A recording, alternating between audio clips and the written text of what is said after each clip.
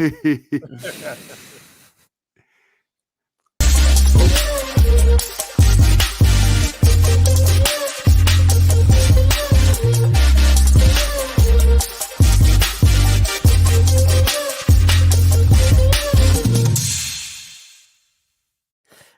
is greatness, people. Technical problems as ever. I can't lie to you. Do never, ever put lead judges in charge of a laptop ever again.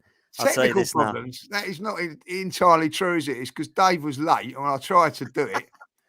And it all went. You've done a good job, mate. Up, didn't it? Let's be honest. You've done a good job, Lee. Try to dig Dave out. Try to dig Dave out of a hole there, and judges. Super Kev, he did not do a good job. Listen, we had the shades on, and we were partying in the background. That part was the good part. That part was. That's the good part. That'll do me on a Sunday. But in terms of the job, unreal. I started off well and got everybody into position, didn't I? I did do that all right, didn't I? I mean, that was all right. You did that bit well, mate. I can't lie. There's a bit of musical chairs to start with, but we're all stationary again now. He had us doing this. What happened with that background music? I'll never know. No, I don't know how you did that, mate. That was magic, mate. That was magic. Welcome, people. Welcome back to League Judges TV. Welcome. I am your host, Dan Potts. I'm with League Judges, and I'm with two very, very good friends of the show from the hybrid squad, Super Kevin Campbell and Sophie Nicolau. How are you both? Great to see you. Ease. League Judges and the squaddies and all the people tuning in. How are you feeling? Take it easy. I'm good. I'm sure Sophie will tell you how she is. I'm epic. I'm really great. Yeah, I bet. Love the merch, Casey. I can't lie. Loving it, mate. Loving it. Absolutely. Yeah, got to rep the Gooners, mate. Got to rep it tonight. 100, man. 100. What a weekend, man. I was going to start with Arsenal, but I'm not, because the breaking news of the last, today, 12 managers now KO'd this season. Brendan Rodgers earlier, and about not even an hour ago, Graham Potter. Start with you, Casey. I know it's funny and it's a laugh and all that when managers get sacked, but when you deep it, it's quite sad, isn't it, that some of them don't last so long after a couple of bad results. But in this case, I think with Rodgers and Potter, I don't think they really left either of their clubs any choice. It's a results business, and we've been through it. We've been through bad results. We stuck with our manager, and it's come good now. But my God, it was bad times for Chelsea and Leicester. What do you make of both of these these sackings today, Casey? I thought Brendan Rodgers, to be honest, Dan, could have happened before the World Cup, or just as the World Cup was coming in. They'd picked up some results, but from where they have been, it's been poor. And since they've come back from the World Cup type thing, they've had a couple of decent results, but it's been nowhere near what Leicester should be. And I think it was just a matter of time for Brendan Rodgers when it was going to happen. I think it's quite ironic. It's today when Graham Potter is sacked as well, by the way. He mutual consent. He leaves by mutual consent. He could have got potted all season, couldn't he? He could have gone all season, but it's mutual consent today. And then in the evening, Graham Potter gets sacked. I don't know if there's something in the tea leaves there. Graham Potter, I think he's a good manager. I think he was brought into a transition club like Chelsea, that obviously the new owner, is trying to do things his way. He's not Abramovich, and Chelsea are trying to find their identity again. And Graham Potter's been caught up in the machine that is Chelsea, unfortunately. It is a results business, and they've had some good results in the Champions League, but in the league, that defeat against Aston Villa was the last straw. So I get it. I don't like managers getting sacked, but I get it, obviously. Tough one for some of these managers. I asked a question: where do I reckon Graham Potter's going to end up? Where do I reckon Brendan Rodgers might end up? Because there's a couple of teams there who probably could do with managers right now. Yeah, there is. It's all a bit up in the air at the moment. I think we're going to have to wait for the dust to settle. Sophie, what do you think of this this news, and where do you see managers moving around to? Because there's a lot of talk that Antonio Conte being out there, Poch being out there, Nagelsmann being out there, and now Rodgers and Potter. And there's a few clubs that need managers right now. So what do you think is going to happen here, mate? Firstly, just to reiterate what True Gooner 14 has said in the chat to Kev, if it was a results-oriented business, then Arteta would have lost his job. The difference is ownership, right? When you have a cohesive strategic plan and you have owners who truly support a manager, it's a totally different scenario. Mikel Arteta, although he's proven himself now, there is no doubt about it, and any deniers are mental. He, at the same time, he's had the support from everybody, and that makes a difference. And, with Chelsea, they've had the managerial revolving door for years. Todd Bowley came in and said, like, their culture is changing now. We're going to be different. They actually mentioned the Arsenal project in backing Potter just a few weeks ago. That's the kiss of death right there. They've always been this club, so it's no shock. I think maybe the job was a bit too big for Potter because of all of the circumstances he inherited. A broken club after what happened to their owner, and, an abundance of signings that really have given them zero identity and personality as a team. It's been a disaster so far. And I think they need a manager who can come in and manage a lot of those egos and those players and decide what this Chelsea team's going to look like long term. When there's managers out there, Dan, that are available, like a Nagelsmann, like an Antonio Conte right now, like these others, then it makes sense that this happened before the end of the season. They've done pretty well when they've sacked managers before a Champions League final too. They've gone on to win it. I think this doesn't bode well for others, but it's going to take time for them to circle back. But I have zero sympathy. It's joyous. It's glorious. It is wonderful seeing the fall of Chelsea this season. The fact that we're so many points ahead of them, I've lost count. Them and Liverpool. We've been their dartboard for so long. So I give zeros about them, and onwards and upwards for us. But I don't care. I love it. I'm enjoying it. Shame that it's I can't lie. I'm enjoying it too. I can't lie. Lee, let's come to you. Antonio Conte, Pochettino, Nagelsmann, Rodgers, Potter. All good managers, mate. I can't lie. At the start of the season, if you would have thrown those names in that, a lot of people would have said, "Yeah, we'll take them." Any of those. What do you see happening now? Very, very interesting. Leicester's an interesting one for me. I think with Leicester, I feel a little bit sorry for Brendan Rodgers because the last 4, 5, 6, 7 years, they've had a top goal scorer in Vardy. Not many clubs have that sort of goal scorer, and he's just gone over the hill now, in age terms and all that. A club like Leicester can't replace that. They can't replace that, unless you're going to spend that. He's a £67 million striker. They can't replace that. So he's always been struggling. And I'm going to have to say it with Potter, all the money that they've spent, they haven't got a striker. Is it his fault they had 27 shots yesterday and didn't score a goal? Is that his fault? They just haven't got no one to score. And I think that I don't matter who comes in. These clubs have got to have a goal scorer. You've got to have a goal scorer. Listen, listening to the chat about, should Arteta have been sacked and all that, I think that any other club he would have been. Let's get that right. You know what I mean? Any other club he was at, other than Arsenal, he would have been sacked because, Potter's been not given the chance like Arteta had.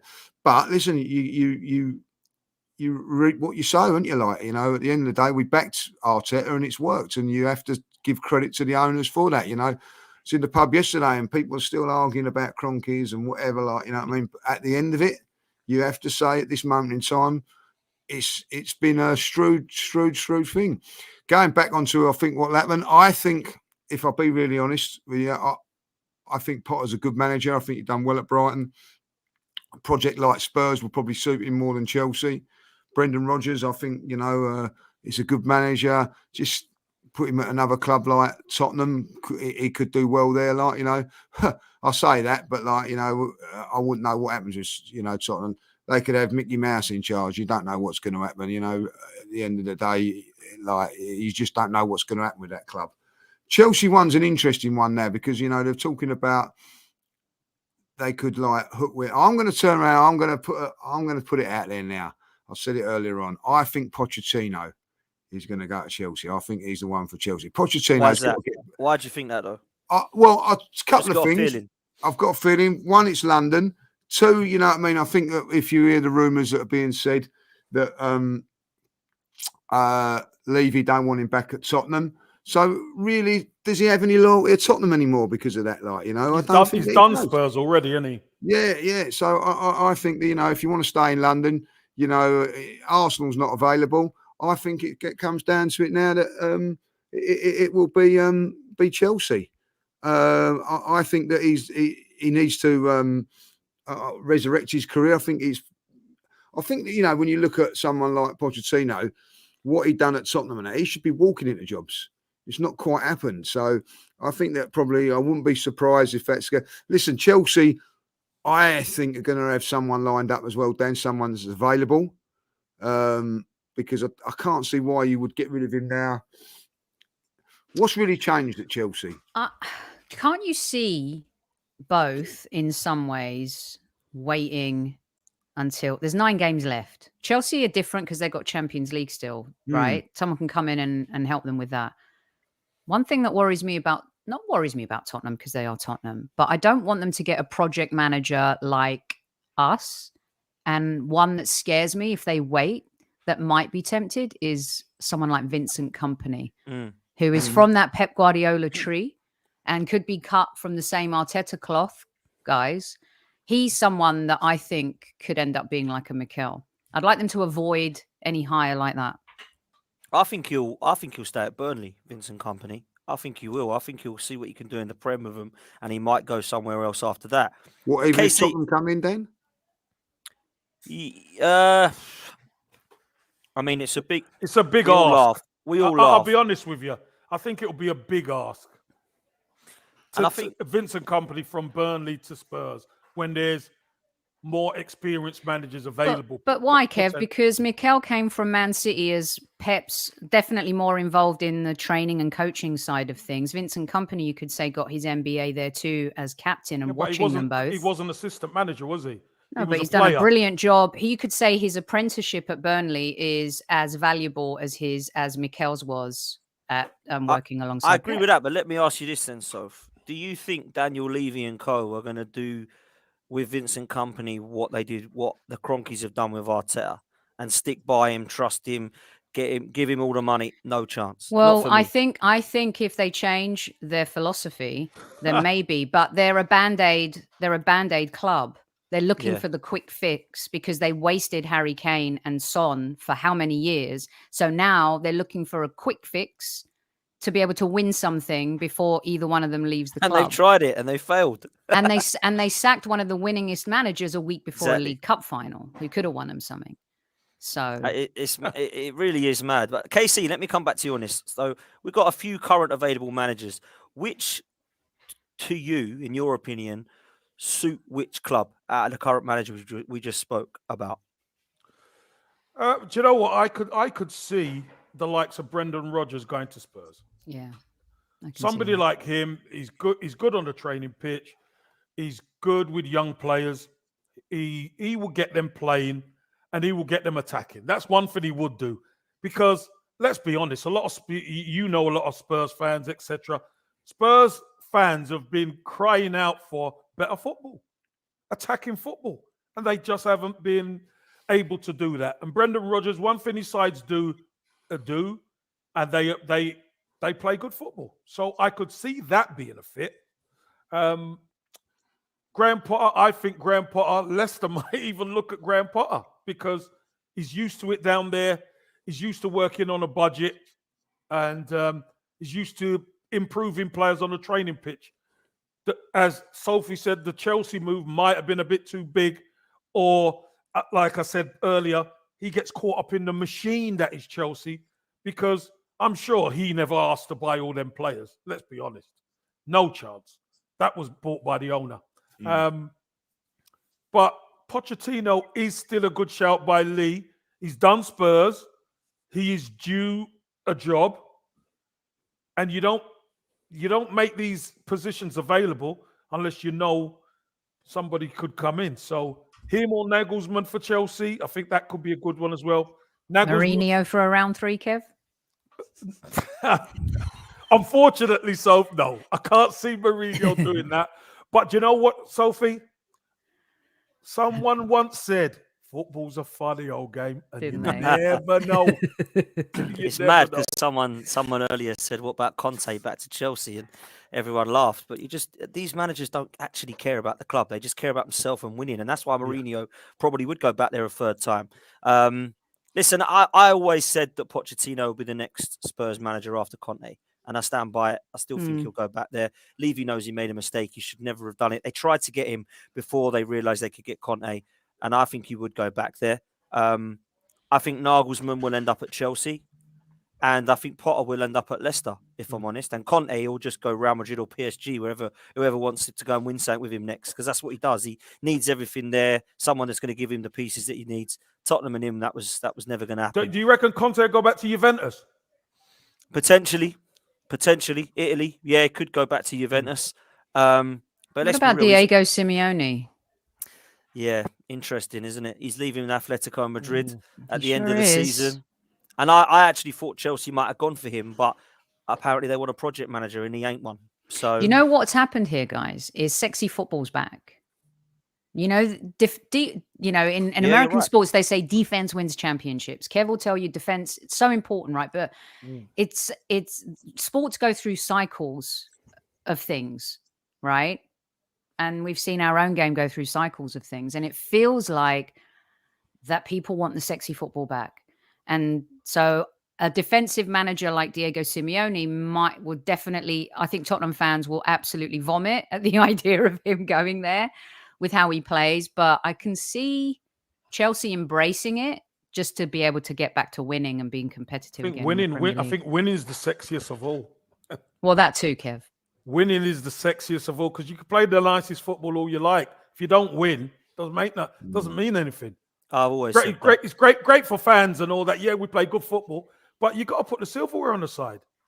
And you know what? There's been so if we many played Premier ugly League for clubs. 38 games and won the Premier League, that would be bad, right? Well, I would take it. Would you care? I would. Won the Premier League. I was part of boring Arsenal, mate. I don't care. Trust me. I grew up on George Graham. I weren't complaining. Trust me. No, I'm willing to take 9 ugly games. I have been for like the last 15. I don't care if it comes off someone's nose or arse.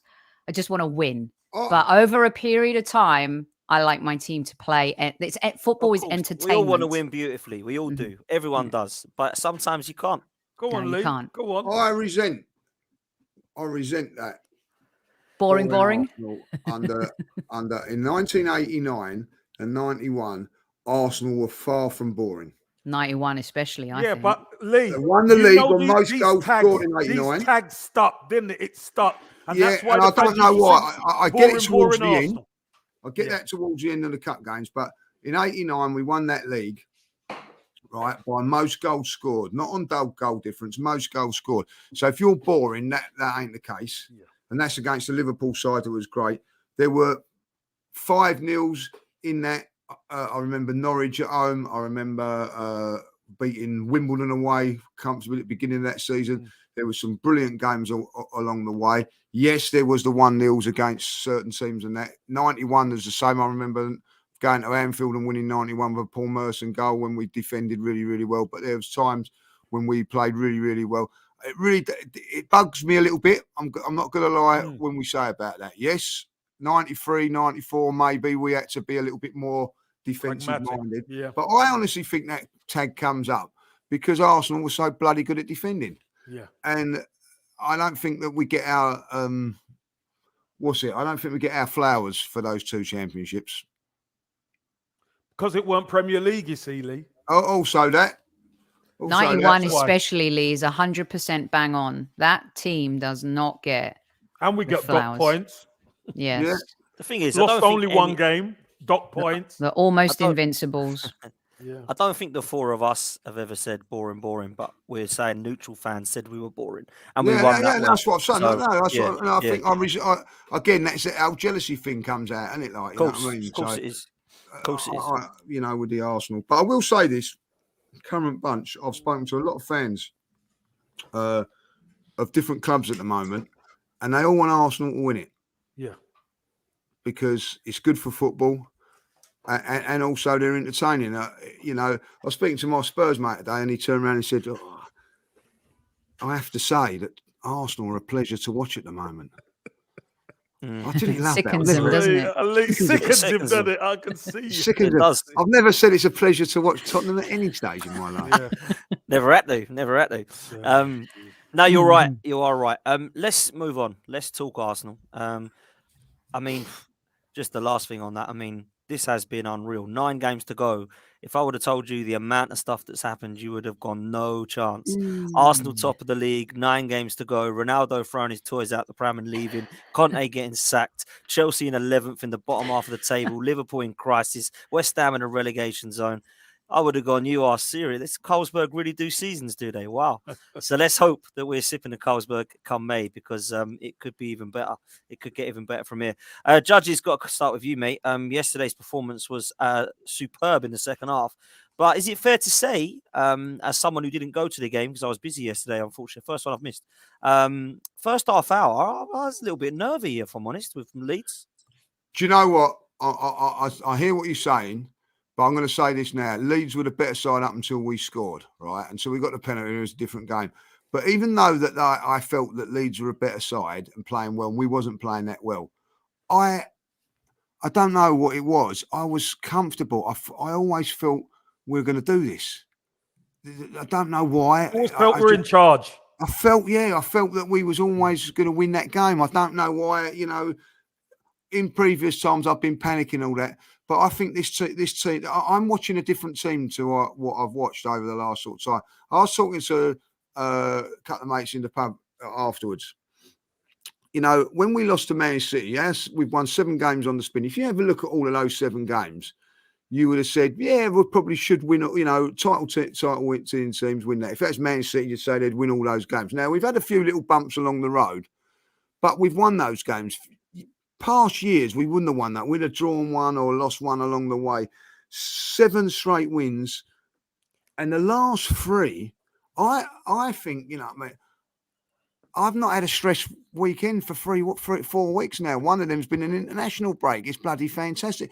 I honestly went to bed Friday night. I didn't sleep that well because I thought, it's gonna be topsy turvy and everything like that. Like, when Man City won, I said, I expected that. Let's go and do what we've done. It was, bring on 9 more games like that and it'd be lovely. Like, do you know what I mean? I know that they're not going to be, but come on, that was as comfortable a win. You know, 3-0 Fulham, 4-1 Palace, 4-1 Leeds. I know that we should probably beat those teams up, but to beat them as comfortably as we did.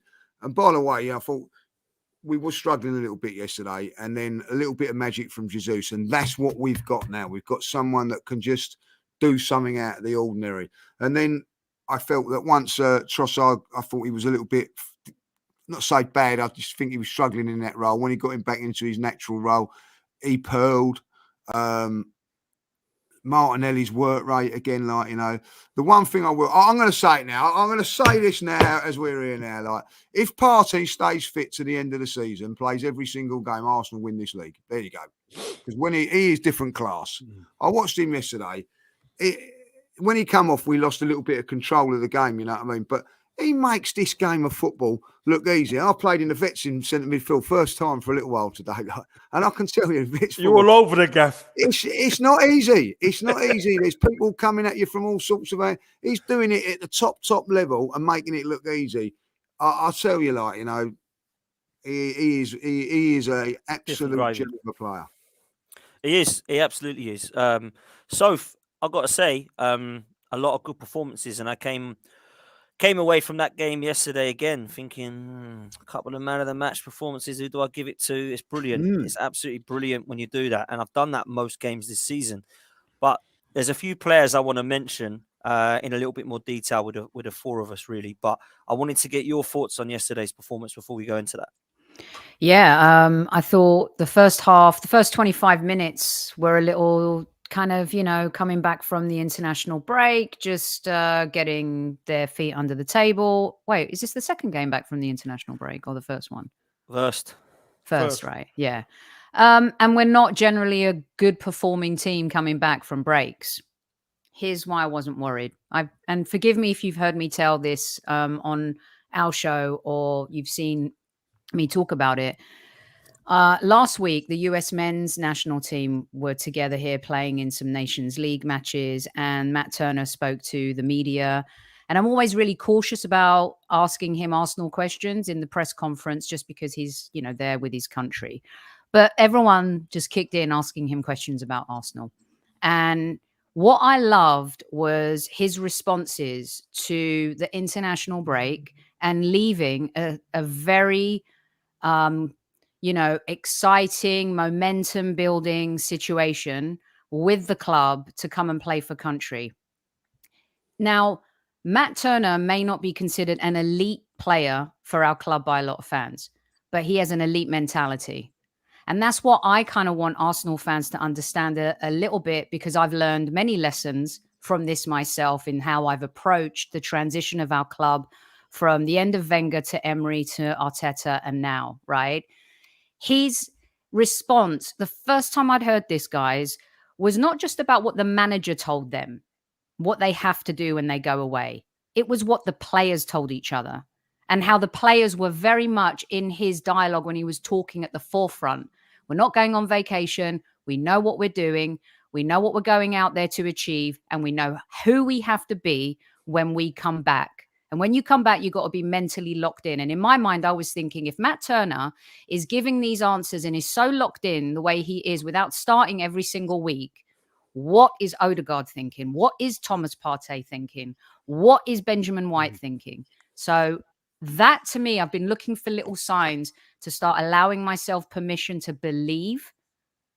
And that was so heartwarming. I just kind of sat there and watched him and listened, because whatever's happening at the club is translating everywhere. And that, to me, gave me like hope that, going into this is a different Arsenal. It really, truly is a different Arsenal. Yeah, facts. KC, yesterday was a pleasure. Goals by committee yet again. And we're seeing this now in terms of GA, goals and assists, across the whole of our team, and everyone's getting involved. And I think what we need to do sometimes is appreciate the players that are absolutely shining, but then also appreciate the ones that go under the radar. I'm, of course, talking about Ben White, Gabriel, absolutely immense yesterday, yet again, best defender for me this season. Just ridiculously good. No one talks about him because he's not Saliba or one of the others, Zinchenko. For me, ridiculously consistent. Starting to run out of superlatives for this current 11 at the moment, KC. Well, and let's also discuss the fact that we could rest our star boy. We could put him on the bench and rest him. I know it took a little bit of time. Sophie pointed it out to me pretty quickly in the first half that Trossard and Jesus weren't quite on the same wavelength at that time. You're saying it very politely, Kev. I am, Sophie, because you are the leader of our hybrid squad, so I've got to say it politely. But good players work it out, don't they? Good players work it out. Martinelli was the threat early doors, although as a team we couldn't really get it together to start with. You're right, Leeds were the better side. Leeds had a couple of chances. They defended well and were catching us on the break a bit. But as soon as Jesus produced a little bit of magic, wins the penalty, takes the penalty, scores, you know what's going to come. You knew what was going to happen. And I think for us to see Jesus back on his throne as the king, I think that's really important for the next 9 games. Yeah. Yeah, man. Because we've missed him for 3 months without our leader, really. He's our leader at the top end of the pitch. Guys, I've got to be honest. I think Mikel Arteta and the squad and all the backroom stuff have done a fantastic job just keeping us there, just keeping us intact and in place. And now it's time for the king to come back and take over. And obviously for his second goal, we saw him and Trossard dovetail perfectly. I like the way he goes wide. I like the way Martinelli goes at centre forward. I like the way Jesus goes wide and Trossard ends up at centre forward. I think there's so much movement. Granit Xhaka's not got mentioned. Listen, Superb. from somebody who's learning a new spot, comes up with another goal. What is that? 4 goals in 5 games? He's got 7 in total now. 7 in total for the season. I'm expecting double figures from him, if I'm honest. If Erdegaard's got double figures, he gets double figures. Saka's on double figures. Jesus is going to be close to double figures soon. So if all of them get double figures, they surpass Haaland, if you know what I mean. They surpass Haaland and the Man City boys. I just think the likes of Ben White and Zinchenko, Gabriel, he had his dodgy spell early doors. He's been immense. You know, Ramsdale, he goes under the radar sometimes, and sometimes he can make us a little bit panicky. But he made a couple of good saves to start with to keep us in it early doors, and then the team takes over. So it is by committee, Dan, and you know we could make substitutions and all that kind of thing. But Lee's right. The linchpin is Thomas Partey in that midfield, mate. Yeah, with man, him in the midfield, we're going to be all right. I'm telling you. He is unreal, man. He really is. And my sister went yesterday and she said to me, my God, that Thomas Partey's bloody good. It's the first game she's had this season. She said, my God, he's bloody good. Like watching him in like Lee said, you know, in person, close up. Lee, I'm going to start with this player. I'm going to mention a few of them, but I'm going to start with this player and I'm going to do what you do. I'm going to say this now. I'm going to say this now. Best January transfer signing in years, mate. Trossard, unbelievable. I know what you were saying. Saka wasn't in the team, and he was on the right hand side. He can play anywhere. He links up. He's walked into this side. A 28-year-old Premier League proven player that looks like he's played for Arsenal for years.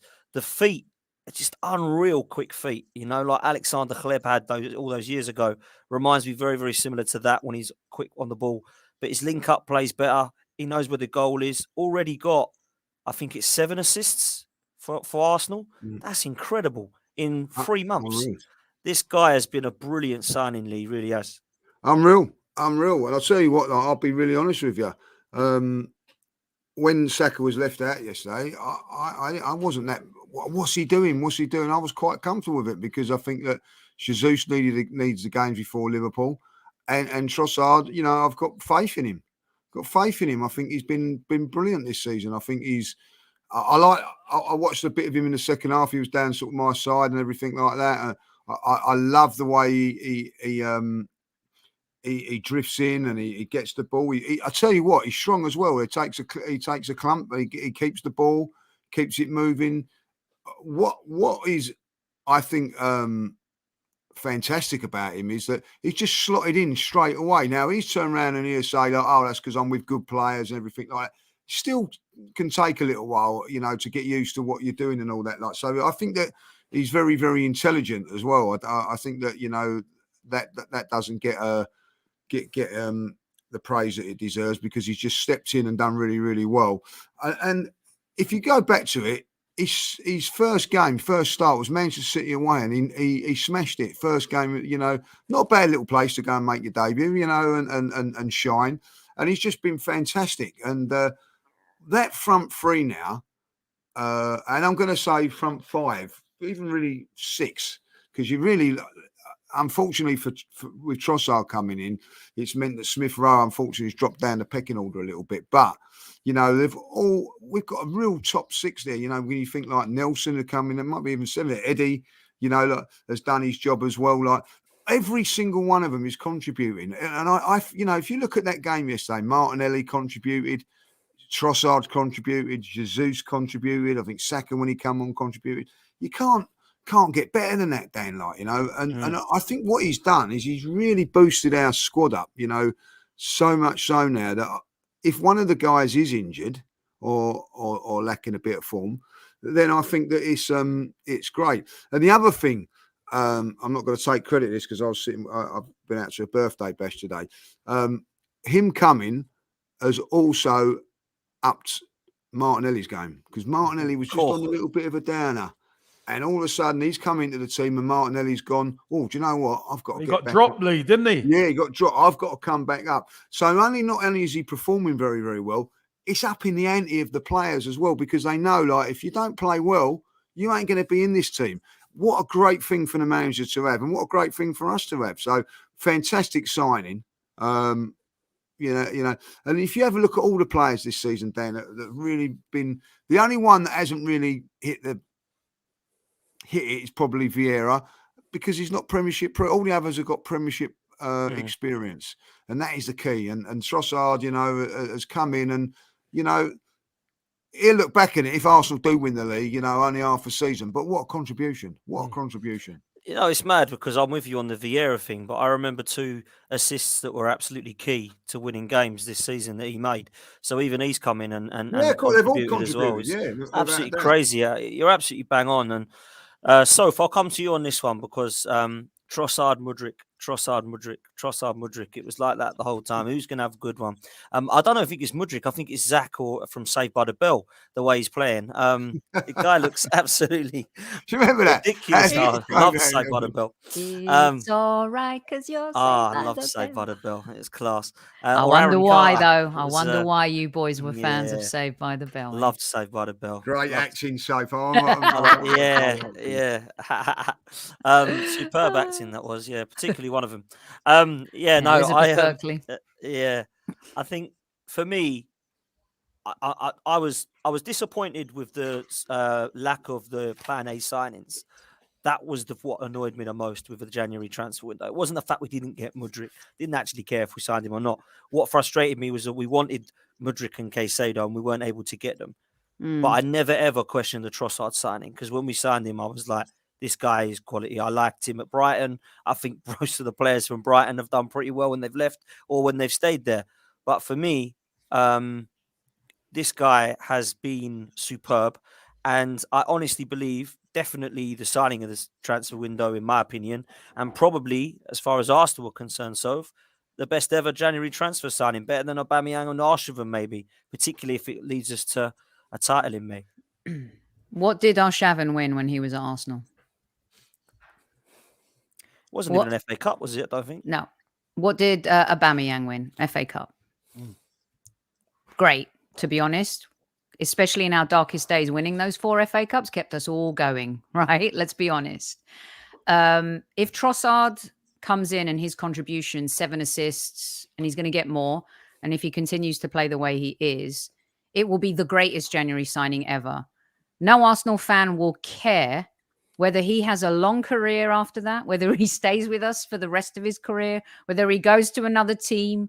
No matter what happens, we will be in the history books as winning the Premier League this season. That's all that matters. And sometimes people think, I get why people want the club to be responsible fiscally. Mykhailo Mudryk is probably going to have a phenomenal career. You could see the boy is not happy. He's gone from loving football and enjoying the possibility of his future to being sucked into a situation that he's too young and not strong enough to maybe be vocal about. I don't know. That's just my hunch. We got Trossard. Kev and I supported that signing on our show from the get-go. We loved it. There were some fans who were saying at 28, he's washed up. 28 years old. When I don't know, when I was younger, 28 was your prime. Careful.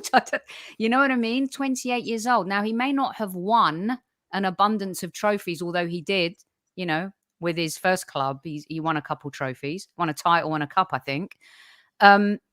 He's been around players. He's been around Vincent Kompany. He's been around Thierry Henry. He's been around Kevin De Bruyne. He's been around all these players. So he brings this experience. Jorginho, same. Thomas Partey, Xhaka. We need those players to help. And Trossard's the icing on the cake. Brilliant signing. Fits in right away. Personality, character, important to Mikel Arteta. You can see they love him already. The way they celebrate together, the way they are together. And, I don't care whether he stays or not. As long as we win the Premier League, that's all that matters right now. 100. Kev, Lee and Sophie bring up great points. Eddie Nketiah got his chance, scored goals against West Ham, Brighton, and a last-minute winner against Man United. Jorginho gets his chance, one of the best players on the pitch for a couple of the games that he started, and then the absolute screamer against Villa. Nelson comes on, scores a goal in the last kick of the game against Bournemouth. And obviously Trossard has come in now. We've spoken about some of the other squad players. That's what you need. I remember in the unbeaten season, we did that. We had Ray Parlour coming in when Vieira wasn't there. Gal Clichy came in. We had Pascal Segan, if you remember. Gilberto Silva got a knock. Edu came in. Up top, Wiltord Orkanu. Reyes was there when he got brought in January. And I kind of feel similarly that we're now using our squad for the first time in a long time. And they're actually being or putting together very memorable moments within this season, Casey. And that's so important, isn't it? Yeah, it is. It's really important that the squad get used. It's very important that the level of the squad was upped. And I've got to mention this player because we haven't mentioned him yet. Rob Holding. Yeah. A lot of people were wobbly a little bit, We haven't got Saliba. Rob Holding's coming in, but I thought Rob Holding has played very well. There's been no panic. He's got on with his job.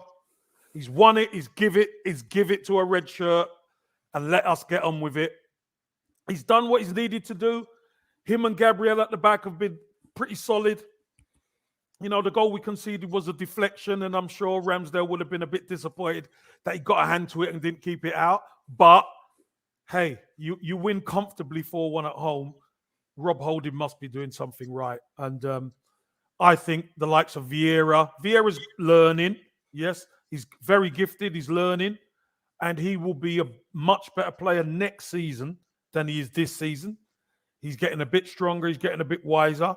But the fact of the matter is, Mikel Arteta now has a bench where he really can make proper changes. Sorry, Kev. Go on. Rob Holding is not the answer for the rest of the season. Saliba has to come back right away. I'm sorry, I just wanted to say it out loud while it was in my head because Lee said Thomas Partey. Yeah, but what I'm not saying, Soph, is the question was that there's players of the squad who come in and do a job, and I'm saying Rob Holding has come in and done a job. As we need Saliba, 100%. We need Saliba because we got to finish this thing. But even those players who come in need to be better than Rob Holding because they can't do it over a period of 5 or 6 games. They can come in for 1 or 2 and be. That's what you hope, isn't it? I know, but that's what I'm saying. But we had to rely on him a bit too much end of last season. Look what happened. Yeah, but that's because our squad was so decimated. If you remember, was it 3? We had 3 key injuries. We signed nobody in January. And we were down to the bare bones. You remember we had to patch Ben White up to play. Mm-hmm. He was on the bench at Spurs, wasn't he? He came on, went to Newcastle, and he wasn't right from the off. Yeah. That's why it fell apart for us, and it was painful. But that pain of them 2 games last season, I think has helped us this season. I think with Rob Holding, particularly at home games, you're all right because like the 2 games. I think I've been very, very much more comfortable going to Anfield knowing Saliba's playing. Yeah. If you look at Arsenal, like and look at Liverpool, like why have Arsenal been poor away from home over the years and this season being really good? Is because defensively we're better. Liverpool are all right at home. But away from home, they're appalling because they can't defend. And we've had that over the years when we just can't defend, So I think it's important. And I don't know about you guys. I'm a little bit worried about this Saliba thing. You know what I mean? Once talking about operations, then it's going to be managed and all that. He ain't fit against Anfield, but just accept that Holding's going to be playing. He ain't going to be fit for Liverpool. No chance. Agree with that. I know. He's a why? What is wrong with him? Oh, he's got a bad back. Well, what? Yeah. I've had a bad back. Why don't we know? Before. Just tell us. I don't know if he's going to be back for the rest of the season. It's a bit of a worry. If you've got a bad back, like back spasm and all that, like it's a couple of weeks, couple of sessions and all that, you're back playing and all that, like Well, Kev could tell us. These are guys that have got it every single day. You know what I mean? Massages and all that. Yeah, but what you got to remember, Lee, is the issue sometimes is when you have a back issue, then you start feeling it in your hamstring. Right? And when you start feeling it in your hamstring, now you're treating 2 problems. You just mention a back, but all of a sudden, because the back might be out, you're feeling things elsewhere. So You know, that's going to take a little bit of time. Trust me, to get a spasm out of a back sometimes can take 2 weeks just to get the spasm out. And then you're going to have to, because you can't treat the hammy until the spasm's gone, because it's got it locked. So, again, it might just go away tomorrow. We don't know. But what is it? It's 3 weeks now? It's 3 weeks now. 3 weeks on Thursday, yeah. Just before the international break. Exactly. There was a thing went there where he landed awkwardly at Fulham. I don't know if you've seen the clip and all that, and that's where they think it come from. Yeah. And these pitches now are not as forgiving as they used to be, are they? Like, you know what I mean? So why did he play then against Sporting Lisbon? Well, that's what I was saying. Why risk it against Sporting? I don't know. And I just don't like the way. You know, like hey guys, it does. Listen, if he done it against Fulham, it could have happened in training, where he pulls up. So let's not talk about thinking, oh, it's just a game where he could get injured. It could happen in training, guys. If it happened at Fulham, I see what you mean. If it happened at Fulham, then just because the Sporting Lisbon game was the Thursday, fair enough. Even if he doesn't play, he still could pull up in training because no, I'm with you. Sorry, because of the injury. You know. Oh yeah, you can't avoid it. What worries me about that is it's like, Trossard's got a calf injury or Jesus is that. It just haven't really specifically said anything about it. That's my worry about it. I love how we've handled not being. It's like I never understand why countries tell their people sometimes like what they're going to do, like politically or like with it. Like, we're going to war. Okay, why'd you tell them? I mean, just saying like it's why tell. I think Mikel Arteta, he's come off so standoffish in his first 2 years, and now he's mastering how to handle the media. He was in yesterday. I wrote, who did I write to? I can't remember who I was talking to. I think it was someone, I don't know, but I said he at first, I found him unlikable. Forget about being a good coach. He just came across as a bit arrogant and overly confident. But now he's arrogant and overly confident in an endearing way. No, the way he's managed, he's learned. He's become more likable. He's handling the media brilliantly. And he's handling not telling people too much brilliantly. And I like that about my I like never tell him the full extent. Never. Yeah. No, and he hasn't with this. The problem is he hasn't told any of the fans, so we ain't got a clue either. No, but and I'm fine with that. That's probably the best thing, mate. Yeah, it probably is. That's why we get to speculate, Dan, and then make fools of ourselves. Yeah, we all lose our heads, and then he's playing again now. Listen, I think it would be rude not to mention a couple of players in our front line as well. Gabriel Jesus back and looked to be back with a bang. In my opinion, I thought he was superb.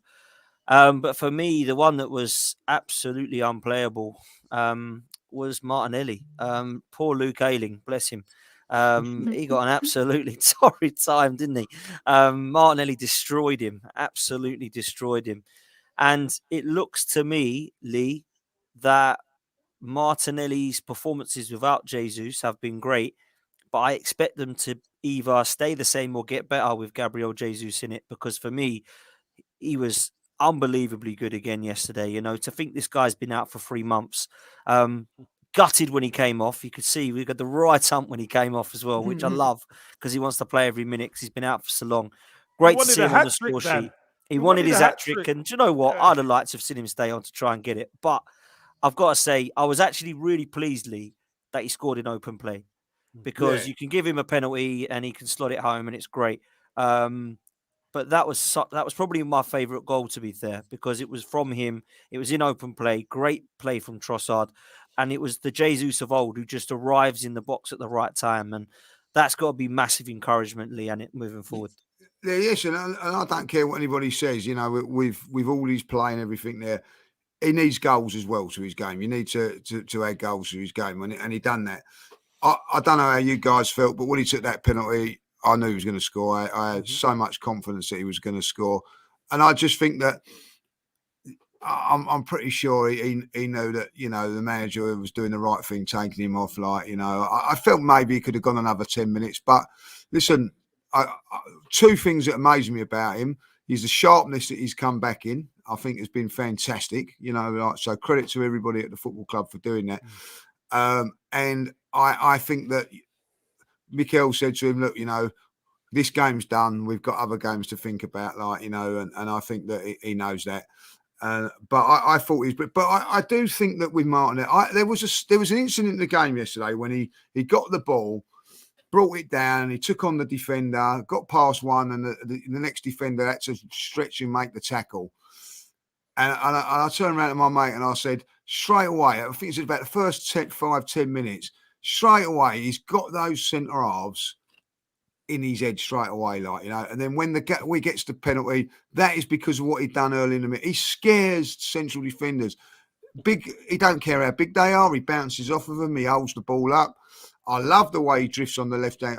There was in that game yesterday, I was watching the game and I thought, he's out on the left. Where's Martinelli? And I looked round and Martinelli was wide right. I didn't even see it. It's so smooth how they do it. Fluid, what I mean? Fluid. It's so fluid. Yeah.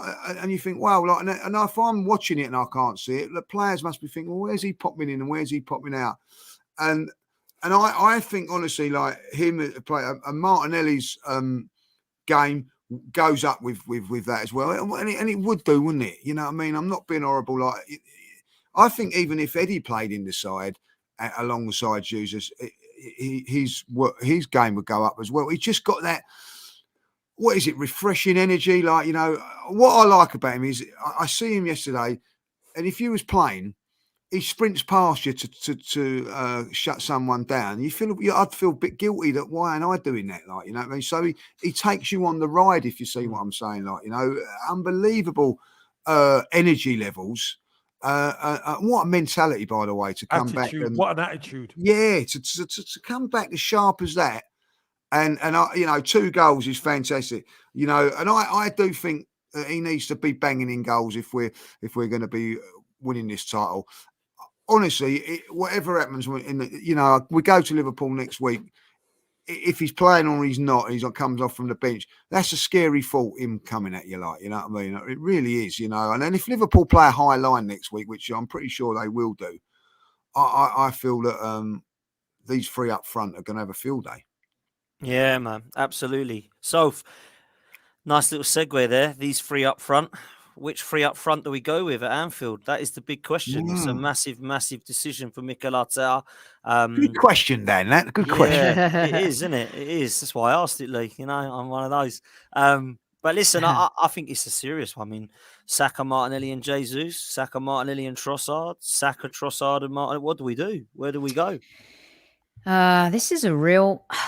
waited so long for an Arsenal manager to be in such a pickle when it comes to selecting players. It's been so long as fans we've been waiting for there to be a competition in certain positions, and it's just been great to see the evolution and see this happen.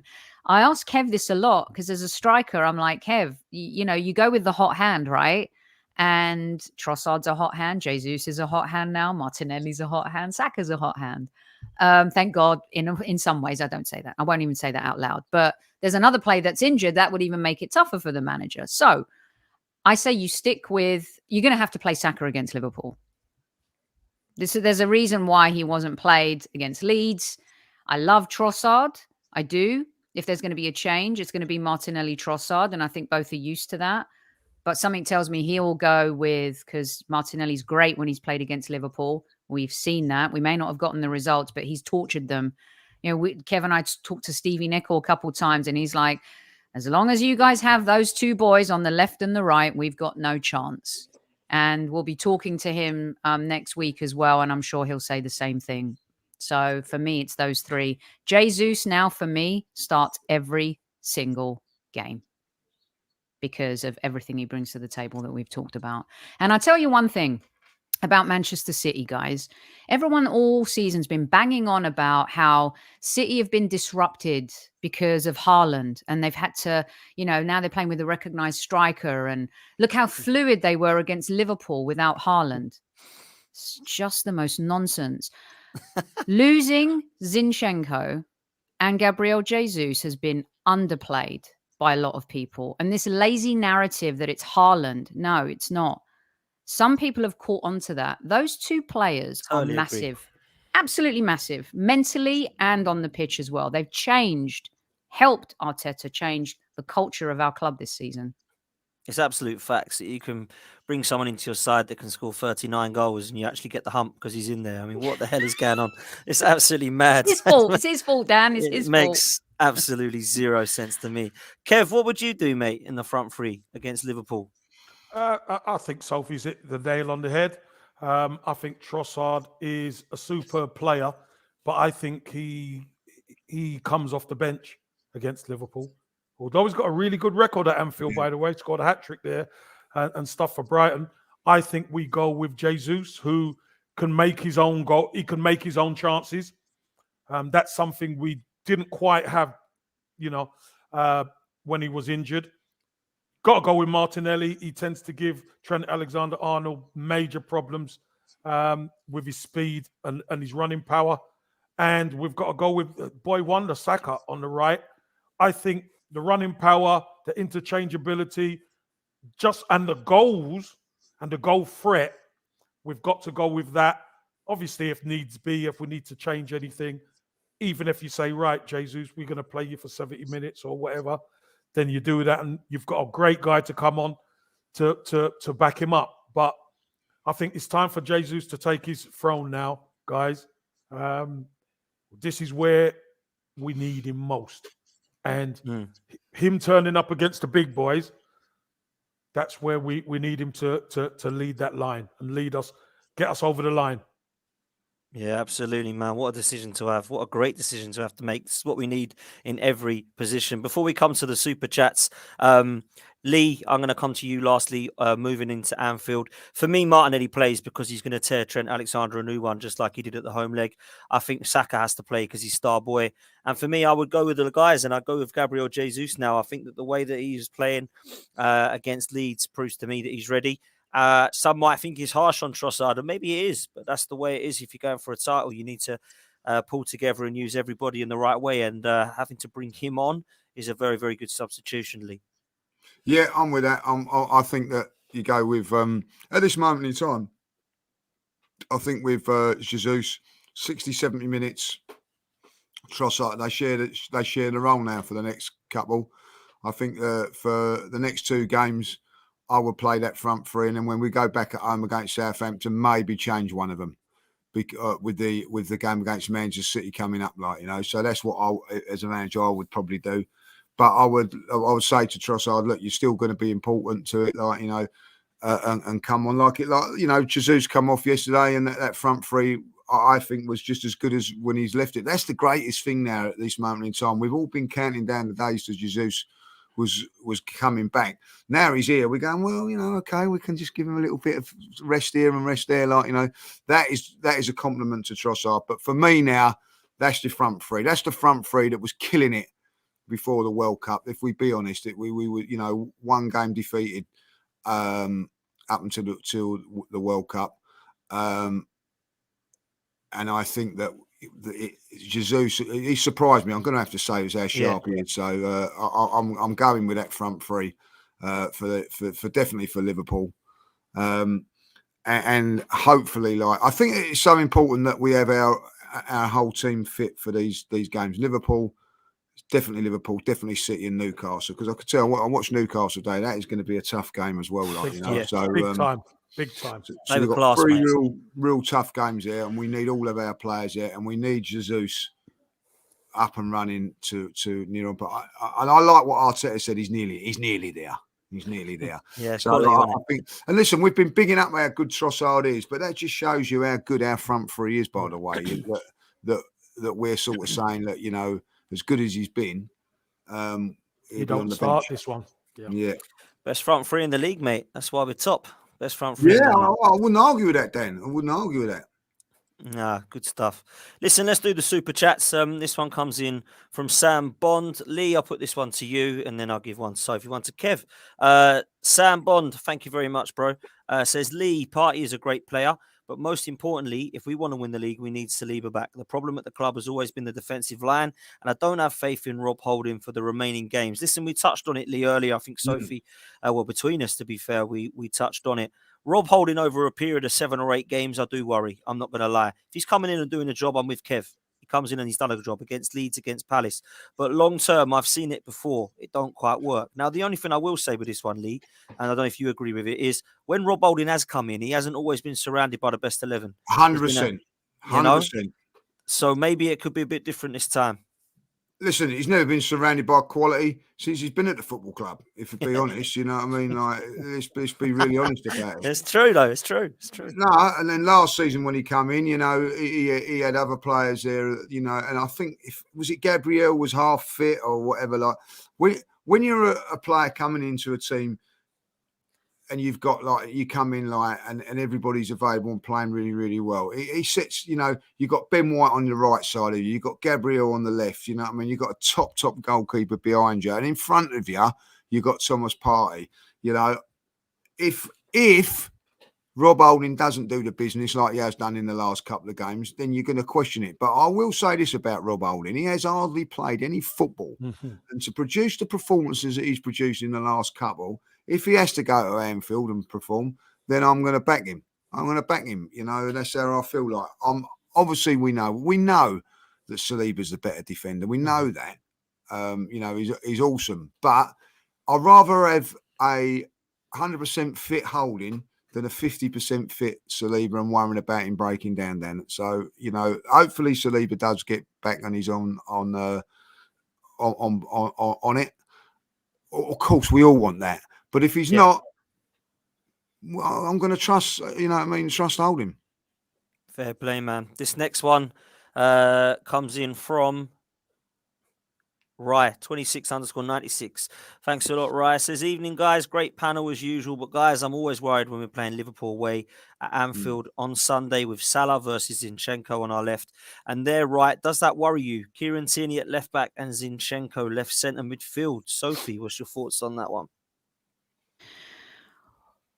Why Arteta's not going to experiment at this point of the season? I think he's learned from playing Xhaka at left back. No, I think we're past that point. What's the question here? Is he suggesting? I think he's suggesting there's a change at the back in terms of Salah and how Liverpool set up. But I think personally, and this is only me, and you can answer this one so far, I don't think we have to worry too much. I think Salah got pocketed at the Emirates by Tomiyasu.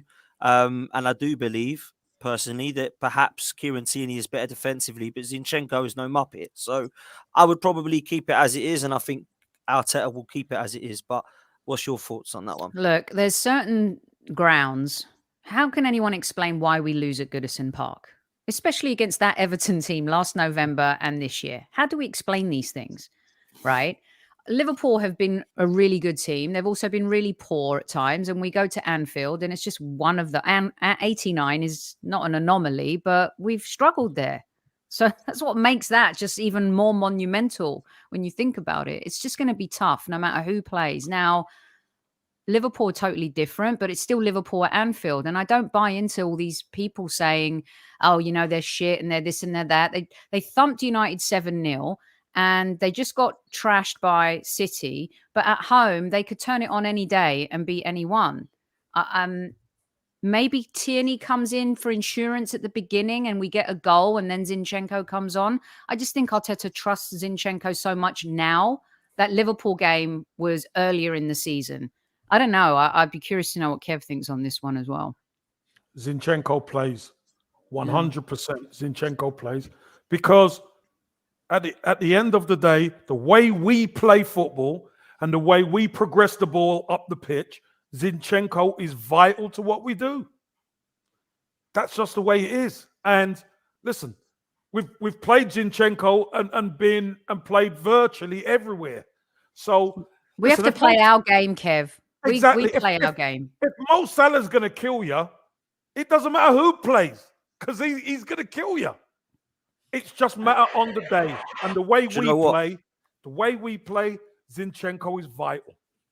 Do you know what? Liverpool under Klopp a couple of years ago, I think we go with Tierney because we're scared of him. We ain't scared of him now.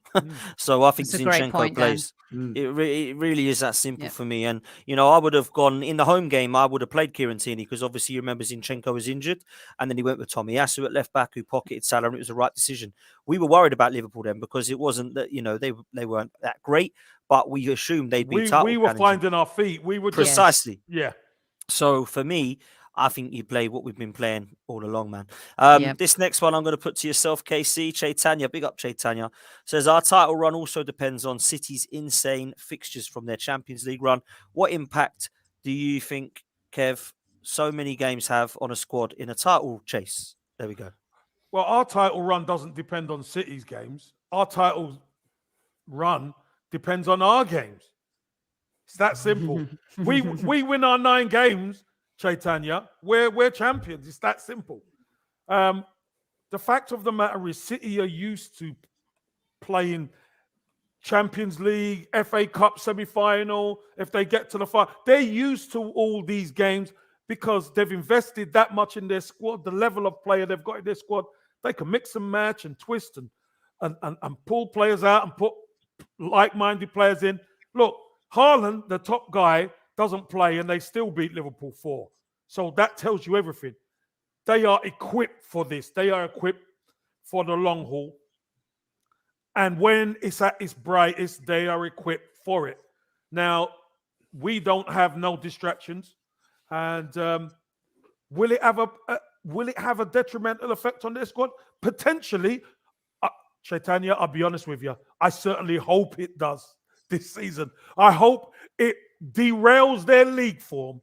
They could do great in the cups, but I hope it derails their league form. That's all I could say.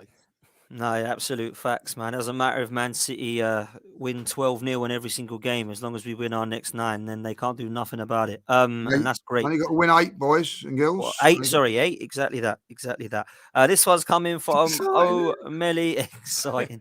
From O'Malley, big up yourself. Says, away at Anfield last year with no Odegaard, no Xhaka, Nuno Tavares and Sambi Lukonga starting. We were in the game until Nuno Tavares made an error. We can do this. Lee, it's a great point. It's a great point. And also, don't forget, we went up there with 10 men for most of the time in the cup and got a 0-0, So, listen, we're a better side than Liverpool now, I will say this.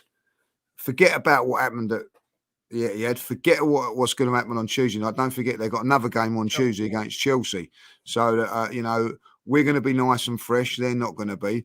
They are a different animal at home to what they are away from home. This is going to be a tough game. If we defend properly, I think that we've got enough firepower to have them like that. And listen, we haven't done well at Anfield over the last few years. We all know that. We haven't done well at Tottenham for the last few years. We haven't done well at certain grounds this season. That we've changed that around, that narrative around. And one of the big things for me is that I think at the end of the day, for the first time in a very, very long while, if Liverpool play to their best ability, Arsenal play to their best ability, Arsenal win. That hasn't been the case at Anfield for a very, very long while. And also, when we win titles, we win at Anfield. Oh, I like that. I like that said, to leave it on Lee, that. Well said, my said. friend. Well said indeed. This one's a great one from Abhinav. Says that Saka, Martinelli, Odegaard, Gabriel, Magalhaes, Saliba are all untouchable starters for me until the end of the season. Saying this with biggest respect to the other players. Sophie, you mentioned this earlier about importance of key players, and I think this is a great point. Yeah. Listen, if this lot go on to win the league, they'll all be untouchable. There'll be the Invincibles, then the Untouchables. Or the Impactors. Call them what you want. I don't care. Yeah, I mean, Saka, yes. But Mikel Arteta is the kind of manager we fans should want. Nobody starts just because of the name on the back of their shirt. He showed that along the way. Mm-hmm. When you prove that you're a player and you got the right character, you'll flourish in this Arsenal team. So yeah, all of those guys are untouchable. I think the starting 11, barring Rob Holding, they're all untouchable. I think they've been brilliant this season. All untouchable, in my opinion. I'd add Partey in there as well. Well, listen, he's definite. He's the number one for me. I'd add Partey in. But look, I know usually there's maybe a couple of spots that a manager could tinker with here and there. But generally, if the main boys are fit, all the main boys play with Arteta. But who That's isn't? what- Is Xhaka not untouchable? You know what I mean? Exactly. Because if Xhaka's fit, Xhaka plays. He's got to. You know? By the way, what great header that was yesterday, by the way. He made that look easy, you know. What What a a cross! What a ball as well from Odegaard. The ball, Oh my Lee, the God. ball just put it there. He just needed to touch it with his head. Yeah, the pass, and I have to say, Odegaard weren't at his best yesterday, and then he produces that. You know See, what I they're mean? all untouchable, Dan. Yeah, all untouchable. They are. They really are, man. I I can't like lie. that. Absolutely. Guys, absolute pleasure. Thank you all so much for joining us in the chat. Thank you for your super chats and your comments. Absolutely class. Lee, what a weekend, mate. What a great weekend again. Listen, been a fantastic weekend. When you wake up on a Saturday and you come home and Arsenal have got 3 points, I don't care what it was. I was in the pub afterwards. The place was rocking. Everybody's happy. Everybody's loving life at the moment. It's a pleasure to be at the Arsenal. Going to Arsenal games at the moment is an absolute pleasure. Unfortunately, I won't be going to Anfield on Sunday. Yeah, I mean, I'll miss that game. But can't wait for the next Arsenal game. And that's how it should be. You know what I mean? Like, many a time I've woke up and thought, I've got to go over there today. Now I cannot wait to get over there. The football's fantastic. The atmosphere is fantastic. The team's winning. And, long may it continue. Long may it continue. yeah, absolute facts. It's mad. I watched the game. I watched Sky and it was on Game of the Day, so I thought I'd be rude not to watch it again. And then I watched Match of the Day. It's crazy, isn't it? Can't help It's it. crazy. And I'll tell you something else. Do you know when I went Tesco's today and a couple of guys come up to me and they smiling away, like, you just know they're Arsenal fans. You just know that because every Arsenal fan is happy, like, you know what I mean? Like, you go, of course we're Arsenal. It's magic, isn't it? It's magic. It's magic at this moment in time. And we're into single digits. I'm enjoying it. As I said, I have this philosophy. I'm gonna go and enjoy every game, and I'm certainly enjoying every single game. So, and that was enjoyable yesterday. Again, it was very, very enjoyable. It certainly was, man. Stress free. Stress free. Oh, it's beautiful when they're stress free, man. Every single weekend, I wish it was stress free. KC, thank you for coming on, mate. Always an absolute pleasure. You're welcome. Thanks for having me on, guys. And listen, enjoy every moment, all the build up, all the butterflies. Enjoy it all, because you know what? After 9 games, we're going to find out whether we're the champs or not. If Kev, we are, one question. Go on. When you was going for the title now, like, you'd finish on the Saturday. What was the routine for the following week? Was it a couple of days off, or was it straight back into it? Days off with George Graham. You crazy? No. Again, it's always the same routine. You come in on the Monday. If you played on the Saturday, you'll come in on the Monday. You'd have a meeting, planning out your week. He'll tell you, right, you might be off on a Wednesday, for instance, and then training will be geared for your opponent. Monday, functional work. Tuesday, you might do fitness work with some functional work in there. You're off on Wednesday. Then once you come in on the Thursday, you're doing a lot of functional work with regards to who you're playing on the Saturday. You come in on the Friday, you do a quick tick over, you maybe have a 5-a-side or whatever, you do set pieces, ready to go. Oh, I love it. Oh, you love it. Isn't it exciting, eh? It is exciting, isn't it? It is exciting. It's exciting. It's exciting for us. It must be exciting for the players as well, mustn't it? Oh, yeah. Oh, there's but let me tell you something. As a player, this is what you're in it for. Yeah. You're in it to not only win it, but you're in it for these moments to prove that you can do it.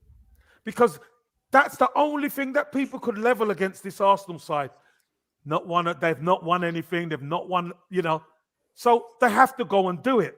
Having Zinchenko and having Jesus there, having the likes of Thomas Partey, Xhaka, that mentality. Everybody seems focused, as you said, Lee, earlier on. some of these games we've had, the Bournemouth game last season, there is no way we win that game. No way. But this season we win it. So we've got over certain hurdles. Certain hurdles we haven't quite got over. But in general, probably 9 out of 10 hurdles this team have got over. We just need to see it through for the next 9. Yeah, we do, man. Absolutely. Big up, KC. Big up, Sophie, as well. Soph from the Highbury squad. Well, both of you, Highbury squad. Newman's in the chat giving his love to everybody. He's giving everybody praise. Has he come over here now, has he? Maybe we should show his art on this show versus our show. Maybe that's the way to do it. Let's do that. He's actually gone like, Shall we? Top guys, Lee and Dan, and love Sophie's lovely, but he hasn't mentioned you, Kim. hey, and that's the way I like it, Lee. That is exactly the way I like it. And if you put your art on here, I'll never come back on. Never. So there you go, Newman. Have some of that.